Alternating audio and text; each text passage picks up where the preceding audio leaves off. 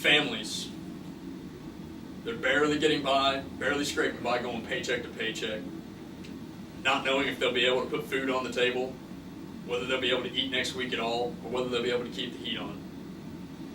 We see pictures of the Great Depression, and we think that can't happen to us today. We don't take it seriously. But according to CNN Money, the current poverty rates in America are at 15%. The fact is that the situations aren't drastically different. Today is not that different from the Great Depression.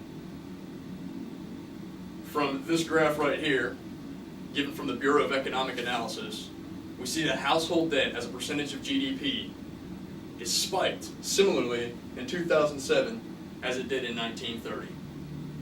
Now, people might say that that's irrelevant. Some of them might even ask, what is household debt? Household debt, according to the IRS, is summarized in 4 major categories: mortgages, student loans, auto loans, and credit cards, from biggest to smallest in that order. Credit cards were not widely used until after 1950, so the spike that we see in 1930 probably did not include credit card debt. Student loans didn't exist until 1958, so once again, that spike in 1930 did not include student loans.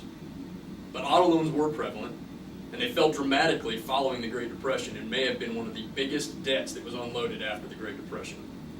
And the other one, and the largest portion, currently accounts for 77% of all household debt in America, is mortgages.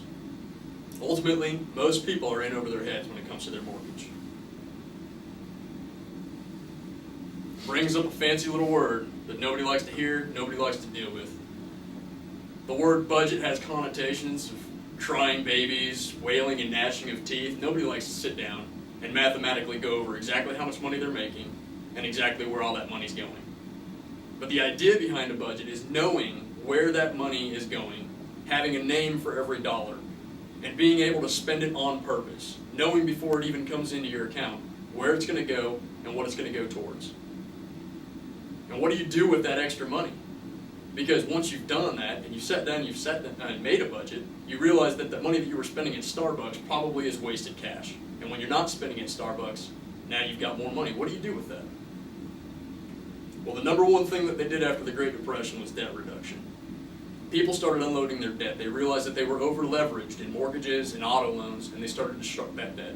And that's happening today as well. The popular method is known as the debt snowball. It's popularized by financial planners such as Dave Ramsey. The idea is that you allocate that extra money into your smallest debt and you roll it, and the payments get bigger and bigger and bigger, and you pay off the debt as fast as you possibly can. Now, can you find more money to pay off that debt?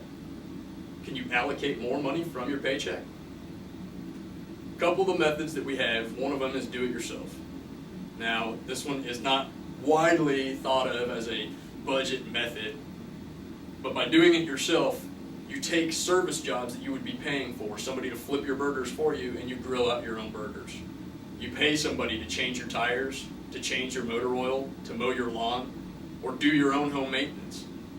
But if you do these things yourself, that's money not spent, and money not spent is money earned. These are lessons from our grandparents and great-grandparents.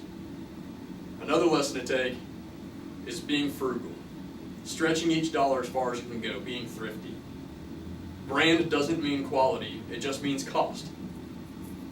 And if you spend cash, you can hunt for bargains and people will give you deals. Cash is money and has a psychological impact whenever you are trading it for a good. Lastly, applying these practices will bring wealth and prosperity to the U.S. If you don't agree with me, then we just got to go back to that graph and look at what happened after the Great Depression when people got rid of debt and they started saving. The country had its best economic years ever. Save and build wealth. Our grandparents and great-grandparents learned these lessons, and we're going to learn them now. So applying these practices means building wealth. It means a better economic future for us individually and for our country. Any questions? Yes. Explain to me, how does the debt snowball work again? Yeah, okay. So the idea behind the debt snowball, there's two different practices. One of them is you line up all of your debts and you find the one that has the smallest overall money account to it. So if you have a debt that's $100 that you owe on a credit card and a $1,000 debt that you owe on a car, for instance, you'd pay off the $100 debt first. And whatever you were paying on a minimum payment, plus the extra allocated expenses, you then roll into paying more in extra on that next smaller minimum payment. So if you have a line of 8 debts, you line up the smallest one first. The other practice is to do highest interest rate first. You get a little bit more bang for your buck. But according to Dave Ramsey, some of the psychological impacts of being able to pay off that debt actually influence and motivate you to continue to do it.